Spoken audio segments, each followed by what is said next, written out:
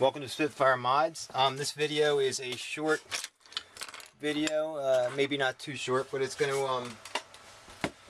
to show you how GameStop is ripping off their customers by doing clamp bolt kits on their refurb models, which is the most absurd thing I've seen since in business.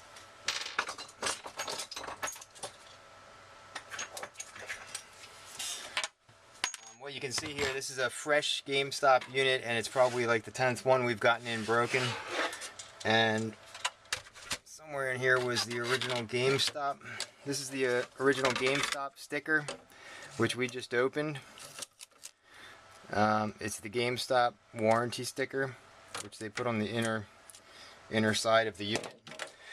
And I believe they also had they have GameStop refurb identification stickers on the back of the unit, where they relabeled it, and it was sealed back there as well. So what you see is there's a bolt kit on this unit. The original clamps have been removed. They took a broken unit and basically clamped it, which is basically a 30 to 90 day fix. They sell it out to the customer, give them a 90-day warranty, and then bam, it breaks, and you got a pile of broken Xboxes and a bunch of burned customers buying consoles thinking they're good refurb consoles, and all they are is short-term fixes. It's missing a screw, so not only are they not doing the right repair, they're not even putting it all back together.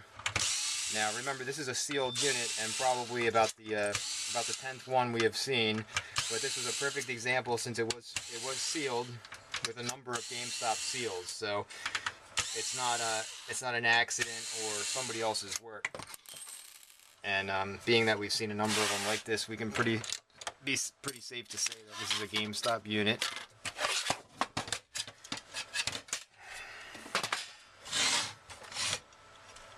And yeah, here's another thing that they've done. I have a couple of these sitting aside, which is a fan mod. They actually are jacking up the fan as well to try and make the unit last longer. And I'm not sure if this is a new repair company that they've been using or who it is that's doing this, but this is also an inexpensive kit that basically takes your fan and makes it run at a higher speed so that the unit tries to keep itself cool. Again, to make the temporary fix last a little longer. Now, one thing I want to add here for those of you that don't know is bolt kits are temporary. They don't fix anything. Anybody who says bolt kits last a long time or it's a good method for repair, it's absolutely the worst method for repair.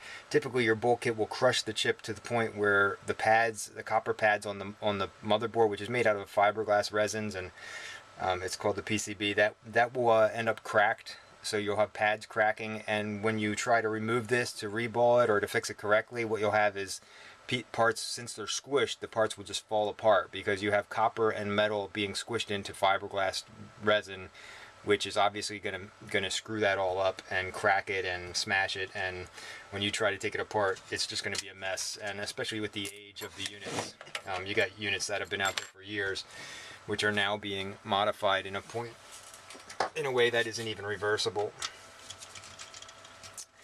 Anyway, let's pull the board out so you can get a good look at it and see exactly what type of kit they used. I'm curious to see if they even put the washers on correctly. Most people don't even know how far to shim the washers to actually make the kit work correctly. Another thing the bolt kit does, let's go over a couple of things the bolt kit does that is negative on the unit while we're waiting here. The main thing a bolt kit does that's bad is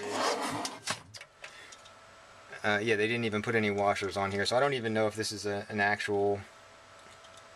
Yeah, they got one washer on the inside. So typically you would need an insulating washer on this side. These are large rounded head screws. You should be using flat screws. A single washer on the bottom for insulation, and then also two washers on top, a copper or a metal, and then a plastic washer. And that's to keep the heat from directly transferring to the board. Basically what they have here is one washer on top, which is going to apply too much pressure. So I don't know if they tried two and it didn't work, and then they tried one, but you can actually see the board has a slight indentation because they actually pushed the chip into the board a little bit. So we're going to be attempting a repair on this unit and reversing this, taking the clamps off. Another problem this is going to cause, and this one will definitely cause it, is now the chip is pushed down to 1 washer's depth. So when we repair this and try to put the original clamps on to make the unit cool itself correctly, they're not going to actually sit close enough to the chip, and it's going to overheat. So we're actually going to have to jury-rig a modified clamp kit back on the unit just to get the heat sinks in close proximity to the chips so that they can do their job when we're finished. So anyway, the unit was not throwing a direct short, so I don't believe it has been physically damaged internally yet. So we're going to go ahead and try a repair, and then we'll be right back after that. Hello, this is Spitfire Mods. We're continuing our video on the GameStop kit. This is the stuff that the GameStop kit has been found. We've seen varying bolt kits on GameStop refurb units. This particular kit has single washers on top of the board, and these type style bolts, the big rounded head bolts, they're not flat heads, they're the larger rounded head, which actually pushes against the bottom of the frame and makes the board sit all crooked in there, and then single washers. No washer on the bottom of the board and only one on the top, so it's over clamping the chip if they're screwed in all the way. The thermal compound is the worst thermal compound you can get. It's basically the minimal conductive white paste, which is basically the cheapest stuff you can buy. It is available in tubes for $1.99 for 30 grams. Yeah, 30 grams of paste. So we don't actually even use that other than to test boards to see if they work. But these basically have a big load of thermal compound on them, which probably wasn't doing much. And you can see the chip has actually made an indentation in the chip and the heatsink because it was over clamped. So the thermal compound, you can see on the CPU, the thermal compound was basically gone. There's actually no thermal compound even on the CPU because it was over clamped. So the thermal compound all squeezed out. And this unit came in with the red light of death, which is a repeat failure, red ring of death. And we're going to go ahead and fix the GPU, and we'll be right back. Okay, our board was just reflowed and put back together, and we threw some heat sinks on. We're going to fire it up just to see the status of the board. And looks like we have a go here. And looks like a good board, so we're going to go ahead and shut that back off, reassemble it, and get that guy ready to go. So that just shows the how the clamp kit is really not going to be a good repair, and they would have been better off just doing a standard reflow on the board, because most likely this board will last a lot longer now than it had originally.